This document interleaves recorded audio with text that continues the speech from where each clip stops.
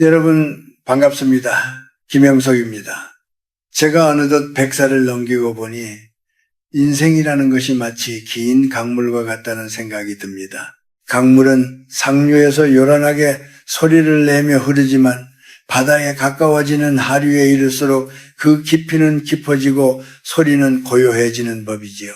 우리네 인생도 마찬가지입니다. 특히 예순을 넘긴 여러분의 시간은 이제 그 깊고 고요한 하류의 삶으로 접어든 시기입니다. 그런데 말입니다. 길을 걷다 보면 혹은 사람들을 만나다 보면 여전히 상류의 물소리처럼 요란하게 자신을 드러내려 애쓰는 분들을 보게 됩니다. 내가 왕년에 어땠는데, 우리 애가 이번에 얼마를 벌었는데, 내 통장에 지금 이만큼 있는데, 이런 말들이 입술 밖으로 나오는 순간 여러분은 스스로를 지탱하던 평온의 둑을 허물고 있는 것입니다. 저는 오늘 제가 살아온 한 세기 넘는 시간 동안 직접 목격하고 느꼈던 입을 다듬으로써 얻는 평온에 대해 이야기해 보려 합니다. 왜 우리는 예순이 넘어서까지 누군가에게 인정받고 싶어 할까요? 그것은 아마도 마음속 깊은 곳에 자리 잡은 고독 때문일 것입니다. 나이가 들수록 주변 사람들은 떠나가고 사회적 지위는 희미해지니 내가 가진 숫자들을 증명해서라도 나의 존재 가치를 확인받고 싶은 것이지요. 하지만 여러분, 이것만은 꼭 기억하십시오. 젊은 날의 자랑은 성취의 훈장이 될 수도 있지만 노년의 자랑은 시기와 질투를 불러들이는 재앙의 씨앗이 될 뿐입니다. 제가 살아보니 세상에서 가장 무거운 것이 바로 남의 시샘이더군요. 여러분이 가진 것을 남에게 보여주는 순간 그것은 더 이상 여러분만의 기쁨이 아닙니다. 자인의 비교 대상이 되고 누군가에게는 박탈감을, 또 누군가에게는 비아냥의 소재가 됩니다. 특히 한국 사회처럼 서로의 형편을 속속들이 알고 싶어하는 문화 속에서는 더더욱 그렇습니다. 남들이 어머 좋으시겠어요 라고 건네는 그 빈말 속에 담긴 차가운 시선을 읽어내지 못한다면 여러분은 아직 인생의 참뜻을 모르는 것입니다. 인간의 마음이란 참으로 묘해서 남이 잘 되는 꼴을 진심으로 기뻐해 주는 사람은 드뭅니다. 심지어 가장 가깝다고 믿었던 친구나 형제들조차도 여러분이 자랑하는 그 숫자 앞에서 마음의 평정을 잃곤 합니다. 50대까지는 치열하게 싸우고 증명하며 살았다면 60대부터는 그 모든 것을 안으로 갈무리하는 지혜가 필요합니다. 그것이 바로 제가 늘 강조하는 정신적 성장의 완성입니다. 제가 아는 한 지인은 평생 모은 재산을 동창회에서 한 번 자랑했다가 그날 이후로 돈을 빌려달라는 전화와 시기 섞인 뒷말에 시달리며 남은 여생의 평화를 잃어버렸습니다. 그가 잃은 것은 돈뿐만이 아닙니다. 사람에 대한 신뢰, 그리고 소중했던 추억들까지 모두 독이 되어 돌아왔지요. 이것이 바로 우리가 숫자를 감춰야 하는 첫 번째 이유입니다. 여러분, 행복은 전시하는 것이 아닙니다. 행복은 깊은 습속의 옹달샘처럼 나만이 조용히 마시고 갈증을 해소하는 것이어야 합니다. 내가 가진 것이 많다고 해서 그것을 세상에 공표하는 순간 그 행복의 순도는 급격히 떨어지기 시작합니다. 60세 이후의 삶은 비움의 미학을 실천해야 하는 시기입니다. 밖으로 향하던 시선을 안으로 돌리십시오. 내가 오늘 얼마나 가졌는지를 쓰기보다는 내 마음의 평화가 얼마나 깊어졌는지를 살피는 것이 100세 인생을 준비하는 가장 현명한 태도입니다. 지금부터 제가 말씀드리는 세 가지 숫자는 여러분의 영혼을 지키는 최후의 보루입니다. 이 숫자들을 지키는 것은 단순히 비밀을 유지하는 것이 아니라 여러분의 품격과 노후의 안녕을 지키는 수행과도 같습니다. 자, 이제 마음을 가라앉히고 왜 우리가 이 숫자들을 그토록 소중히 감추어야 하는지 하나씩 짚어보도록 합시다. 이것은 잔소리가 아니라 제가 100년이라는 긴 시간을 건너오며 얻은 여러분에게 드리는 마지막 사랑의 공고입니다. 자, 이제 본격적으로 우리가 가슴 깊이 묻어두어야 할 첫 번째 숫자에 대해 이야기해 보겠습니다. 그것은 바로 여러분의 재산, 즉 통장에 찍힌 숫자의 크기입니다. 사람들은 흔히 돈이 있으면 길을 펴고 살 수 있다고 생각합니다. 물론 맞는 말입니다. 자본주의 사회에서 경제적 여유는 노년의 자존감을 지켜주는 든든한 버팀목이 되지요. 하지만 문제는 그 여유를 입 밖으로 내뱉는 순간부터 시작됩니다. 제가 100년 넘게 세상을 지켜보니 돈은 마치 물과 같아서 조용히 고여 있을 때는 생명수가 되지만 요동치며 흘러넘치면 주변의 모든 것을 휩쓸어버리는 재앙이 되기도 하더군요. 왜 예순이 넘은 우리가 내 재산의 규모를 숨겨야 할까요? 한국 사회에서 노인의 돈은 흔히 누구의 것으로 간주되기 쉽기 때문입니다. 먼저 자식들과의 관계를 생각해 봅시다.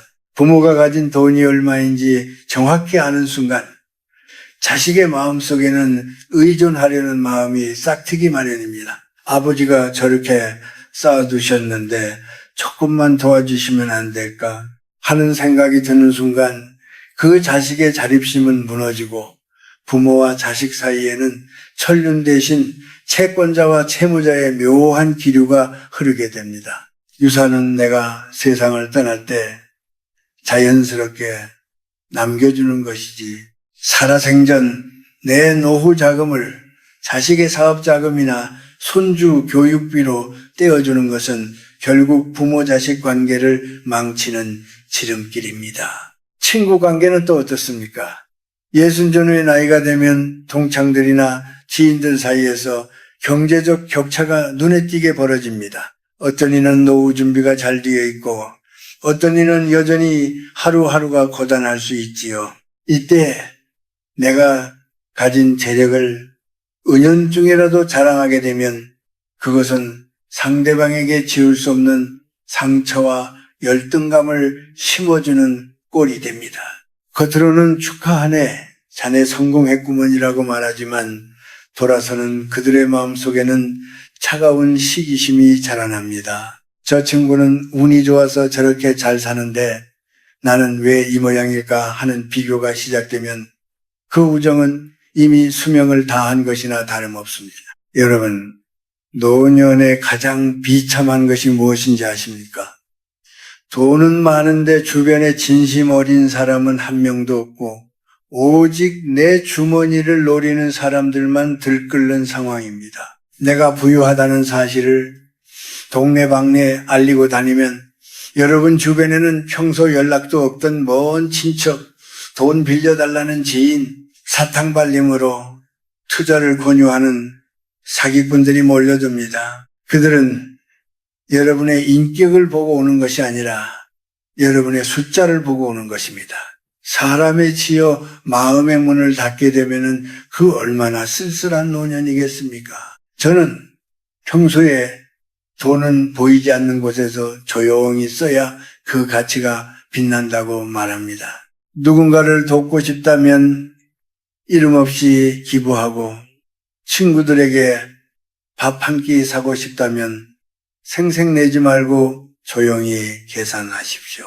내가 이만큼 있으니 내가 낸다는 말은 상대를 배려하는 것이 아니라 상대를 나의 발밑에 두려는 오만입니다. 진정한 부자는 자신의 부를 증명할 필요를 느끼지 못하는 법입니다. 우리 한국인들은 체면을 중시합니다. 그래서 모임에 나가면 내가 아직 건재하다는 것을 보여주기 위해 무리하게 지갑을 열기도 하고 자식들의 연봉이나 내가 가진 아파트 평수를 숫자로 읊어대기도 하죠. 하지만 그것은 빈 깡통이 내는 요란한 소리에 불과합니다.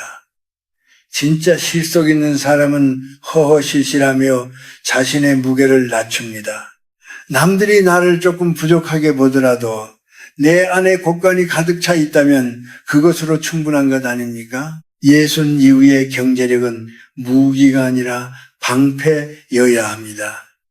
나를 공격하는 빈곤과 질병으로부터 나를 지키는 방패 말입니다. 방패를 남에게 휘두르면 무기가 되어 상처를 입히지만 내 몸 가까이 지니면 나를 평온하게 지켜줍니다. 여러분의 통장 잔고, 부동산의 가치, 연금의 액수를 절대 남의 입방아에 올리지 마십시오. 그것을 지키는 침묵이야말로 여러분의 노후를 우아하고 품격 있게 만드는 최고의 비결입니다. 내 주머니의 무게를 아는 사람은 오직 나 하나면 족합니다. 남들에게는 그저 남은 인생 밥 안 굶고 살 정도는 되뇌라고 웃으며 넘기십시오. 그 여유로운 미소 뒤에 숨겨진 단단한 경제적 기반이 여러분을 그 누구도 함부로 대할 수 없는 깊이 있는 노인으로 만들어줄 것입니다. 자, 이제 우리가 침묵으로 지켜내야 할 두 번째 숫자에 대해 이야기해 보려 합니다. 그것은 바로 여러분의 건강 수치와 몸의 상태에 관한 숫자들입니다. 사람이 나이가 들면 관심사가 온통 건강으로 쏠리기 마련입니다.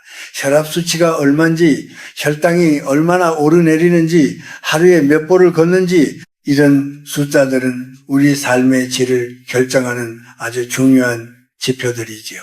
하지만 제가 100년의 세월을 살아오며 깨달은 것은 이 건강에 관한 숫자들 역시 지나치게 밖으로 드러내면 독이 될 수 있다는 사실입니다. 우선 건강을 과시하는 것부터 경계해야 합니다.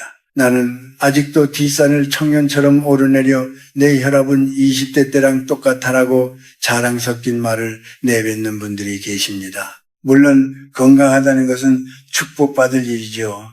하지만 예순이 넘은 나이에 건강을 자랑하는 것은 듣는 이로 하여금 시샘을 넘어 묘한 거부감을 줄 수 있습니다. 나이가 들면 누구나 여기저기 고장이 나기 마련인데 혼자만 건재하다는 선언은 주변 친구들의 아픈 마음을 배려하지 않는 처사이기 때문입니다. 건강은 자랑하는 순간부터 서서히 빠져나가는 운기와 같습니다. 겸손하게 자신을 보살피되 남 앞에서는 그저 그렇게 지낼만 하네라며 말을 아끼는 것이 덕도를 쌓는 길입니다. 반대로 자신의 아픈 것을 숫자로 나열하며 동정표를 구하는 것 또한 피해야 할 행동입니다. 내가 당뇨 수치가 얼마고 무릎 관절이 몇 도나 굽어 있고 하며 만날 때마다 병원 진단 결과를 읊어대는 분들이 계십니다. 이것을 우리는 질병의 전시라고 부릅니다. 처음에는 사람들이 안쓰러운 마음에 위로를 건네겠지만 그것이 반복되면은 주변 사람들은 여러분을 만나는 것 자체를 피로하게 느끼게 됩니다. 부정적인 에너지는 전염성이 강합니다. 나의 아픈 숫자를 남에게 전가하는 것은 결국 내 주변의 기운을 무겁게 만들고 나를 생기 있는 노인이 아닌 병약한 환자로만 각인시키는 결과를 초래합니다. 또한 건강 정보에 대한 지나친 확신과 숫자에 대한 집착을 남에게 강요하지 마십시오.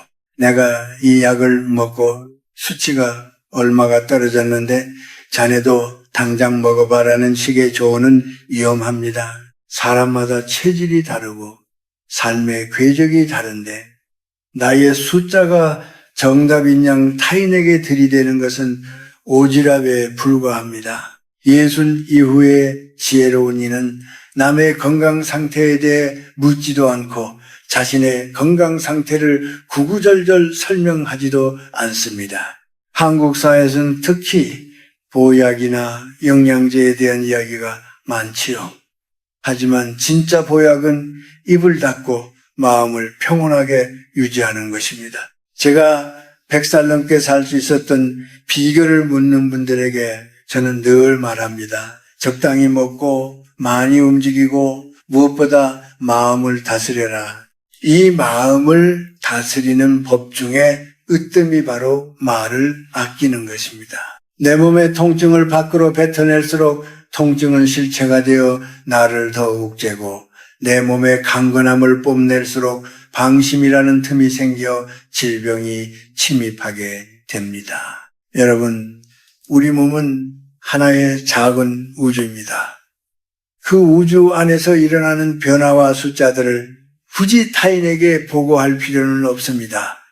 의사에게만 정확히 알리면 족합니다. 남들이 보기에 그저 단정하고 깔끔하며 부드러운 미소를 짓고 있다면 그것으로 여러분의 건강은 충분히 증명된 것입니다. 노년의 품격은 얼마나 건강한가가 아니라 자신의 쇠락을 어떻게 받아들이는가에서 나옵니다. 몸이 예전 같지 않다는 숫자가 찍히더라도 그것을 담담히 수용하고 남 앞에서는 의연한 모습을 유지하십시오. 아픈 곳이 있다면 조용히 치유하고 건강한 것이 있다면 감사하며 아끼십시오. 내 몸의 숫자를 비밀로 간직할 때 비로소 여러분은 육체의 제약으로부터 자유로운 영혼의 평화를 얻게 될 것입니다. 자, 이제 마지막으로 우리가 가장 경계해야 할, 그러나 가장 자랑하고 싶어하는 유혹적인 숫자에 대해 이야기해 보겠습니다. 그것은 바로 자식에 관한 숫자들입니다.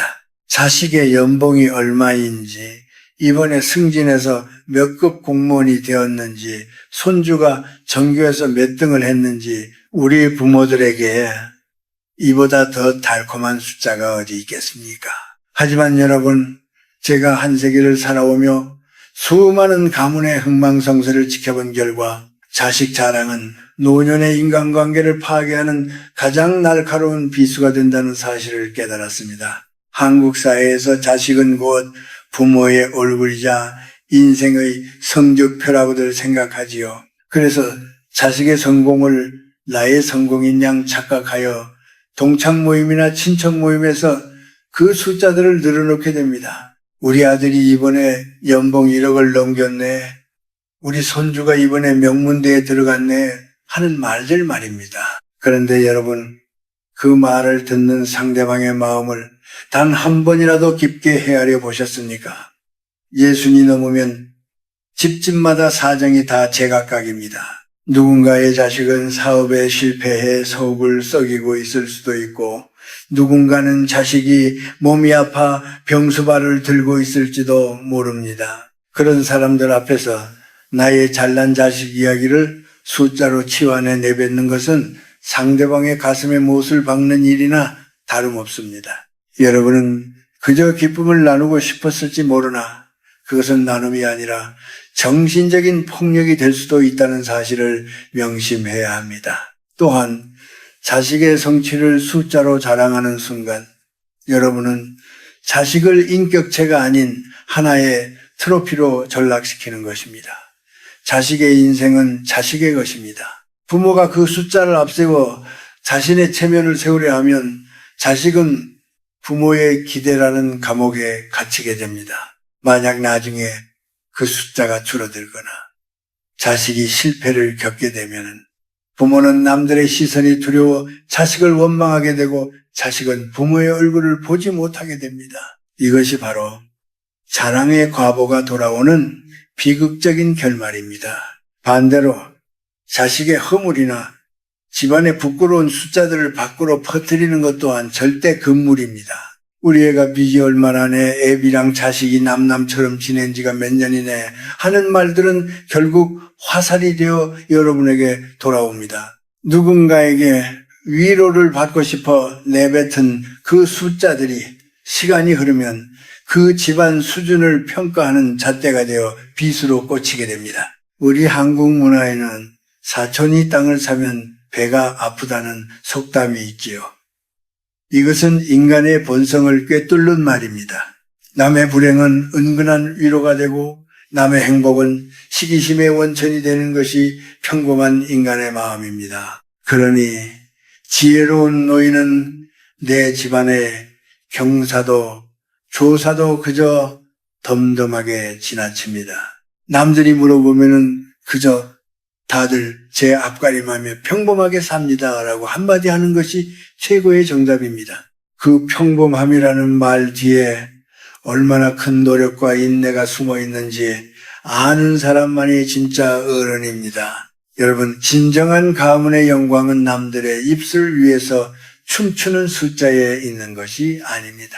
명절에 자식들이 돌아와 부모와 따뜻한 밥 한 끼를 편안하게 먹고 갈 수 있는 분위기. 부모가 자식의 성취에 일일비하지 않고 묵묵히 그들의 뒤를 지켜주는 인격. 그것이 진짜 성공한 노년의 모습입니다. 자식의 연봉과 성적, 지평수를 비밀로 하십시오.